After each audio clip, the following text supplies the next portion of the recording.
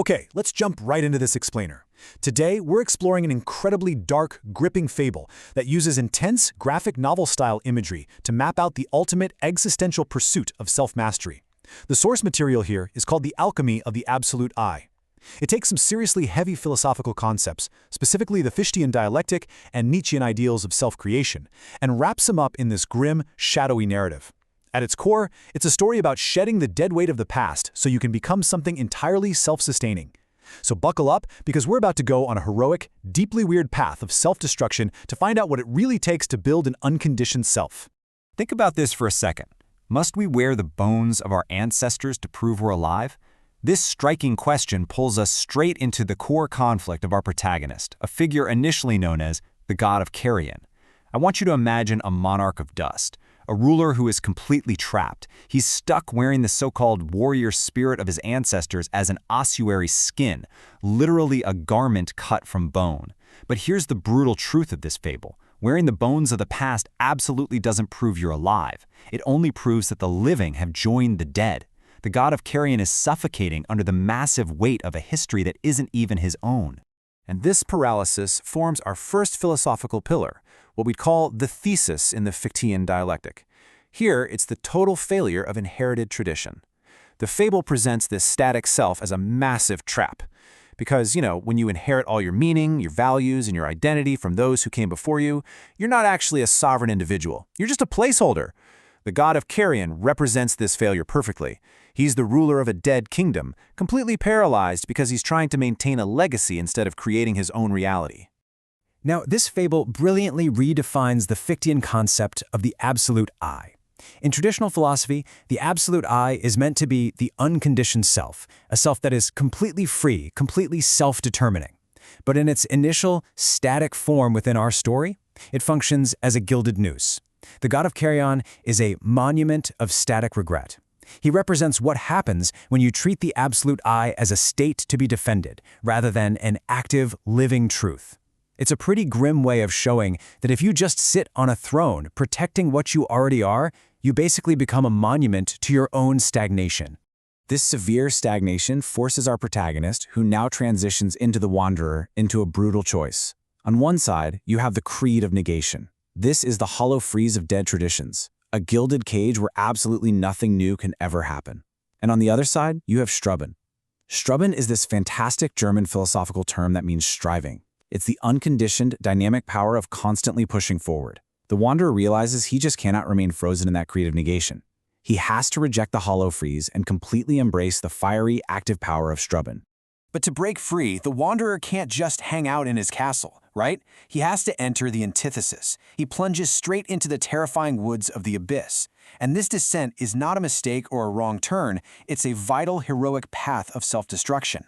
He has to leave behind literally everything that made him the god of Carrion and walk directly into the unknown, chaotic darkness that entirely opposes his established order. Which brings us to the concept of the absolute not I. In our fable, this is represented by the dark, radical forest of total resistance. It's the chaotic abyss. But here is the major perspective shift. Instead of looking at this dark forest as a hostile enemy to run away from, the wanderer realizes this absolute not I is absolutely essential. It is the raw material required for his own existential conquest. I mean, you can't have dynamic striving if you have nothing to push against, right?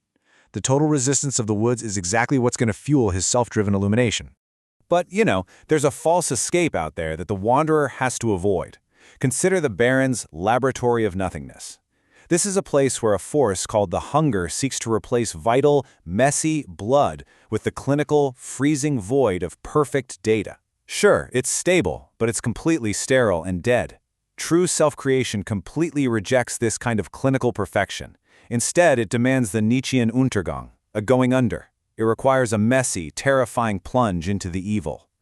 The text defines this evil as the total resistance to the mind's established order, which allows for a chaotic reconstruction of the self entirely from the void. Of course, you're always going to have critics.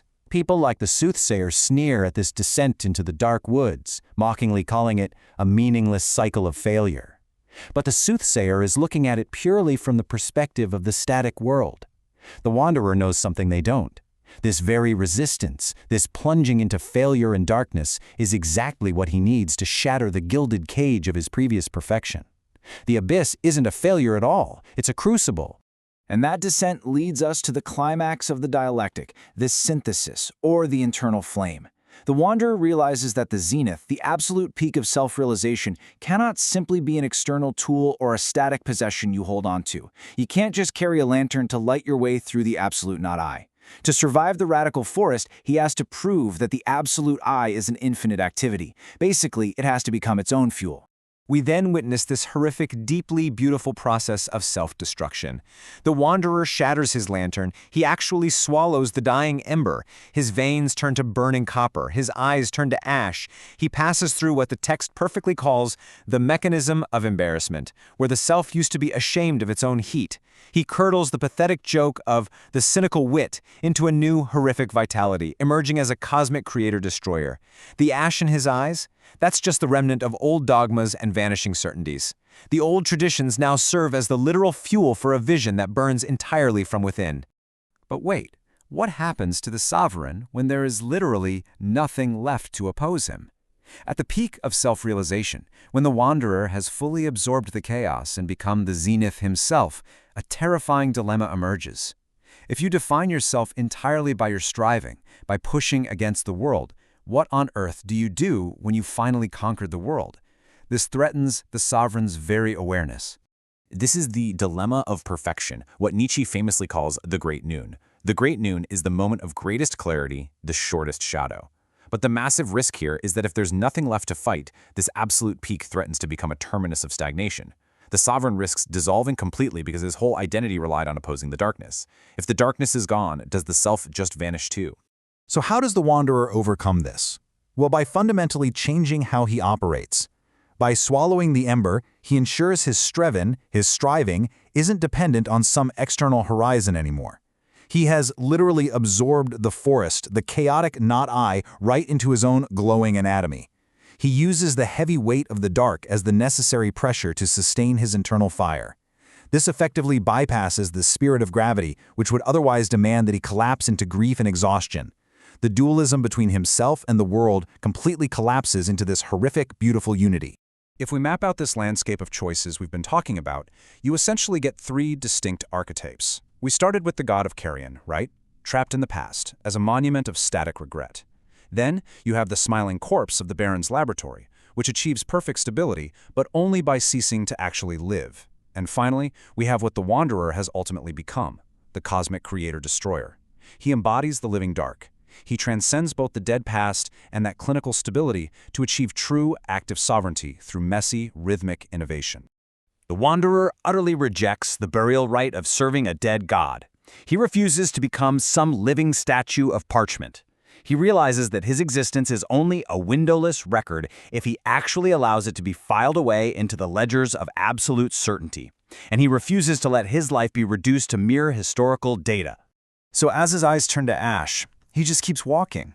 He proves that true sovereignty is the power to inhabit the void without being consumed by it. He maintains a rhythmic innovation that reconstructs reality endlessly. The wanderer is no longer a man fighting the woods. He is the zenith that walks through the dark. This walk is a perpetual innocent beginning, a constant active recreation of the self that flat out refuses to settle into stagnation. So, as we wrap up this explainer, the wanderer leaves us with a stark, uncompromising choice. The self is an unconditioned source of meaning, endlessly reconstructing itself from the void of its own self-destruction. Looking into the mirror of the abyss right now, will you let your future be murdered by terminal nostalgia, clinging desperately to the ossuary skin of dead traditions?